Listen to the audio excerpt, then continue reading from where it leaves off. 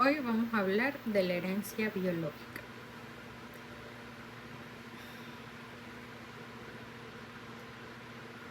¿Cuál es la base física de la herencia? Nuestra exploración de la herencia comenzará con un breve repaso de los genes y cromosomas que conforman la base física de la herencia.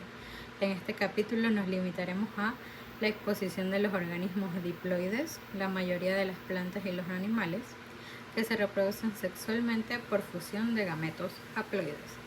La herencia es el proceso por el cual se transmiten las características de los organismos a su descendencia. Los genes son la secuencia de nucleótidos en lugares específicos de los cromosomas. Los cromosomas de organismos diploides, o sea, dos, se presentan en pares llamados homólogos, como los que podemos ver aquí en azul y como un rosado. En estos cromosomas vamos a encontrar lo que son los locus, que los locus es la posición en la que se encuentra un gen. Y también vamos a tener los alelos que se encuentran dentro del locus.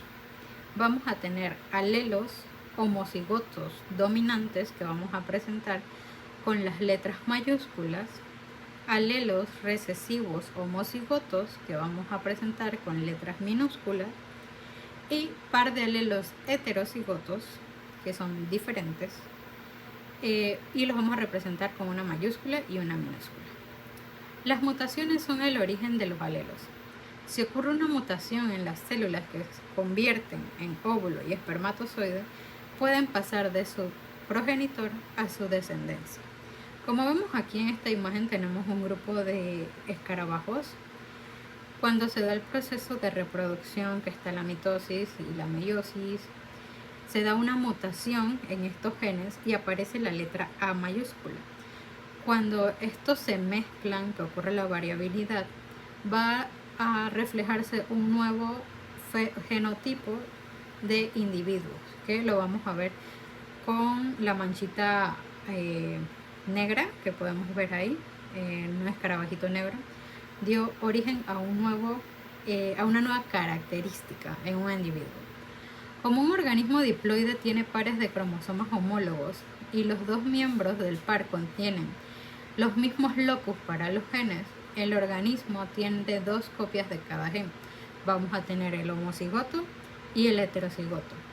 El homocigoto, BB, va a ser dominante y el heterocigoto va a ser recesivo, ya que tiene una mayúscula y uno minúsculo. ¿Cómo se descubren los principios de la herencia? En este esquema común de la herencia y muchos hechos básicos de los genes y los alelos, así como la distribución de los alelos en gametos y cigotos durante la reproducción sexual, fueron descubiertos por un monje austriaco llamado Gregorio Mendel a mediados del siglo XIX, mucho antes de que se descubriera el ADN, los cromosomas o la meiosis. Como sus experimentos son ejemplos concisos, nos llevaron a descubrir las siguientes leyes. Aquí les voy a dejar un video que ustedes van a reproducir y donde vamos a encontrar las leyes de Mendel. Seguimos con cómo se heredan los rasgos únicos. Los organismos se llaman de raza pura cuando poseen un rasgo específico, como flores moradas, que siempre se heredan sin cambio todos los descendientes producidos por una autopolinización.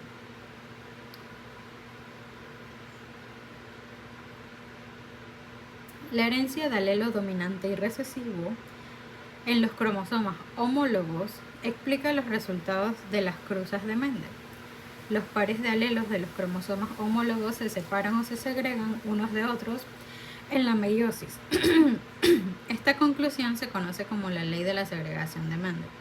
La casualidad determina que un alelo se encuentre en un gameto, como los cromosomas homólogos se separan al azar. En la meiosis, la distribución de los alelos a los gametos también es aleatoria. Como podemos ver, de un AA que está junto se van a dividir y va a quedar un A solito mayúscula con un A solito mayúscula, igual con las minúsculas. Cuando ambas PPs son mayúsculas, tenemos homocigotos dominantes. Y cuando son minúsculas tenemos homocigotos recesivos.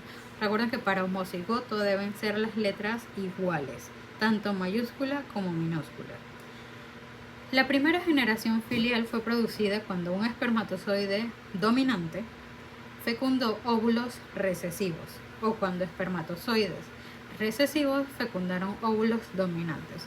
En ambos casos la generación 1 era heterocigota, P mayúscula, P minúscula. Como P mayúscula domina sobre P minúscula, todos sus descendientes dieron flores moradas.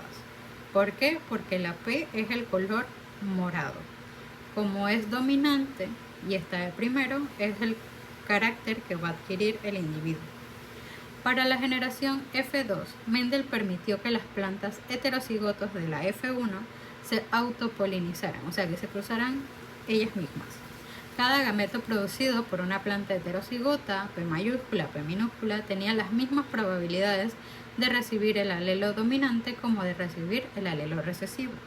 Es decir, una planta heterocigota produce el mismo número de espermatozoides dominantes y recesivos y el mismo número de óvulos dominantes y recesivos. Cuando una planta heterocigota se autopoliniza, cada tipo de espermatozoide tiene las mismas probabilidades de fecundar a cada óvulo. Por tanto, la generación F2 comprende 3 clases de descendientes: homocigoto dominante, heterocigoto y heterocigoto recesivo. También, luego que se dan estos cruces, vamos a explicar que el genotipo son las letras, son lo que no podemos ver, la combinación particular de alelos que lleva un organismo. Eso es un genotipo. El fenotipo son los rasgos de organismos como su aspecto, conductas, tipo de sangre o elementos observables. Son rasgos que nosotros podemos ver, ejemplo, nariz, tipo de orejas, boca, etc.